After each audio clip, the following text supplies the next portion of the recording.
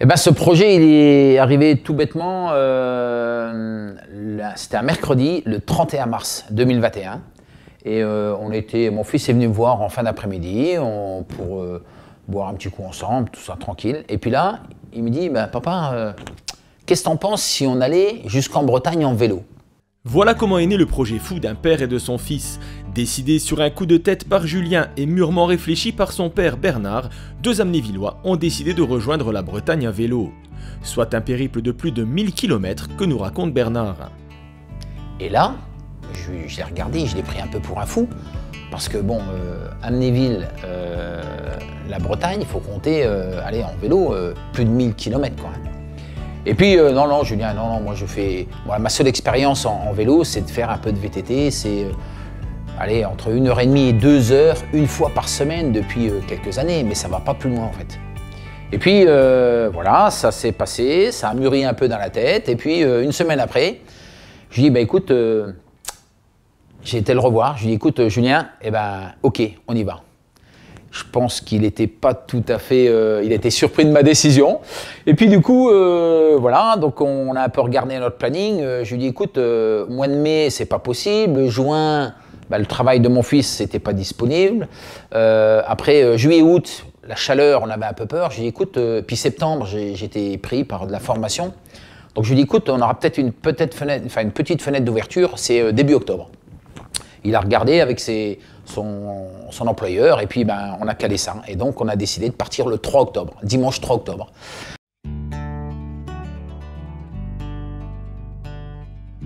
Comme ça fait plusieurs années, ça fait 2 ans à cause de la Covid, on n'a pas pu organiser la bénédiction des motards. Et puis on aime bien tous les ans faire un petit challenge. Donc 2020, mon fils a fait un marathon autour de sa piscine, en changeant de sens tous les quarts d'heure au son de l'église, des cloches de l'église. Ben, cette année, voilà, l'idée était un peu de marquer le coup et puis de penser à notre fils disparu et puis d'emmener un peu le t-shirt de la JSD, donc Paris.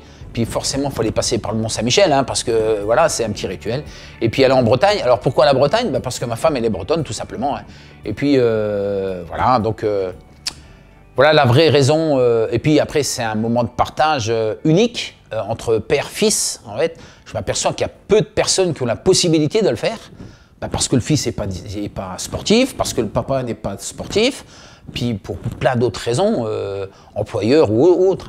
Donc on a eu, moi j'ai eu une opportunité que je souhaite à tout le monde, énorme en fait.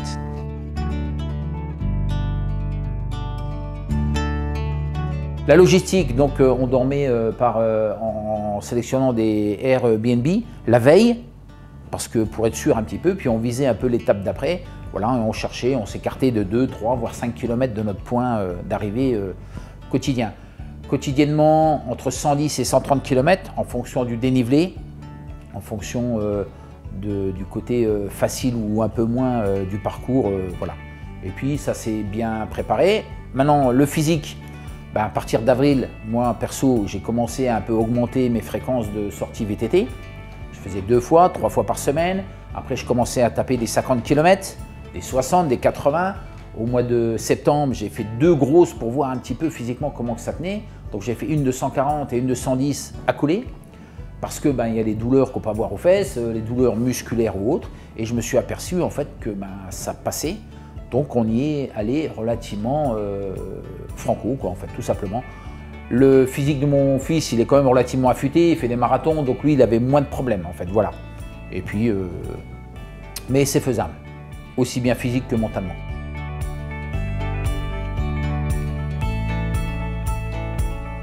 Les grosses anecdotes, déjà on est parti, je ne sais pas si vous vous souvenez, le dimanche 3 octobre, il y avait une tempête, ça soufflait entre 70 et 80 km/h, on avait le vent en pleine face avec la pluie. Ben, on est parti de Malancourt, rien que pour atteindre la carrière de Vaglio ou aller à Roncourt-Saint-Prévat, franchement on a galéré. Et puis au bout de 3-4 heures, on est tombé, moi qui ai horreur de ça, de tout ce qui est serpent, et ben en fait on a trouvé le bois constructeur. C'est moi qui suis tombé dessus. Il était en plein milieu de la piste cyclable, aux alentours de Pont-à-Mousson, Frouard par là-bas. Et puis, du coup, on s'est arrêté un petit peu après. On a appelé les pompiers. Et puis on a laissé des marcheurs après gérer la chose, parce que nous on avait quand même encore plus de 1000 km à faire et on ne pouvait pas se permettre dès le départ de perdre 2-3 heures en attendant pour le récupérer. Mais le fameux bois constructeur qui était parti de chez son propriétaire et qui un peu faisait l'actu dans les secteurs de Pont-à-Mousson, c'est moi qui l'ai trouvé en fait, tout simplement. Voilà. Donc je parlais un peu du temps très compliqué, donc c'était surtout le dimanche, le lundi et le mardi. Exemple, pour se restaurer ou faire des pauses, on s'arrêtait, tellement il pleuvait, on s'arrêtait dans les abribus, parce qu'on ne pouvait pas. Bon, bien sûr, on avait des combinaisons de pluie, mais ça coulait de partout.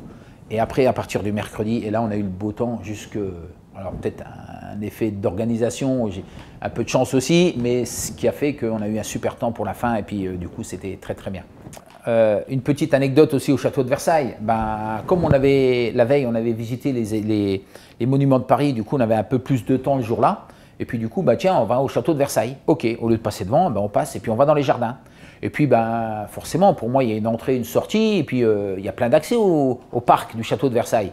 Sauf qu'avec le Covid, en fait, ils ont que 2 entrées et sont pratiquement au même endroit. Du coup, on s'est perdu dans le parc du château de Versailles. On a dû faire au moins 15 km. On a tourné, mais c'est un truc, c'est immense comme truc. Et on demande à des personnes qui travaillent, mais c'est tellement grand que les gens ne savent pas où est la sortie en fait. Donc on a perdu une bonne heure et demie. Hein. La même chose, on avait quand même un rythme assez soutenu, mais bon, nous c'était notre rythme, et il allait bien, on a quasiment le même. Et puis je vois 3 vélos qui déboîtent à peu près 1 km devant moi sur la piste cyclable. Allez hop, je dis ceux-là on va les rattraper, puis on va se mettre un peu derrière, on va profiter un petit peu de leur... comment dire, ils vont nous tirer. Et puis c'est des petites mamies là avec leur vélo électrique qui plafonnaient à 25 ou un peu moins, 22, 23. Et puis elle me dit vous allez où? Je dis on va en Bretagne. Et là du coup elle s'arrête, elle me se retourne. Vous allez en Bretagne? Je dis oui.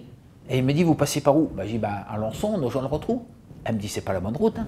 C'est carrément pile de l'autre sens. Donc en fait on venait de faire 15 km de trop pour rien. Bon, voilà, c'est des anecdotes. Du coup, on est arrivé à notre périple, au lieu de faire 1040, parce qu'on en a gagné à des endroits, mais on en a aussi perdu, on en a fait 1056, tout simplement. Mais bon, voilà, c'est pas grave, on a bien rigolé. Voilà, puis...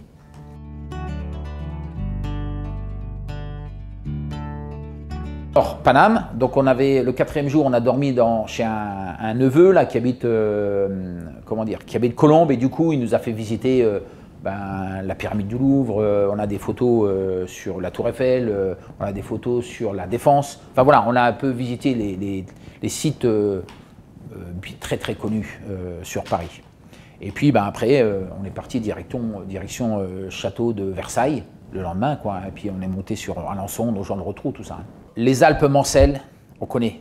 Je sais pourquoi ils appellent ça les Alpes Mancelles, parce que ça n'arrête pas de monter et de descendre. C'est un peu quand on prend la route tout le Saint-Dizier, où en fait sur la RN4, ça n'arrête pas de monter. On l'a fait aussi, il y a une petite route qui suit, hein, vraiment une route communale. On l'a fait, ça n'arrête pas de monter et de descendre, et c'est compliqué physiquement, mais ça va. Les Alpes Mancelles, on sait pourquoi ils appellent ça les Alpes Mancelles. Hein. C'est des casse-pattes. En fait, ça nous tue, mais après, voilà, il faut y aller, et puis à notre rythme, et puis voilà. Et puis après le Mont-Saint-Michel, qui est quand même exceptionnel.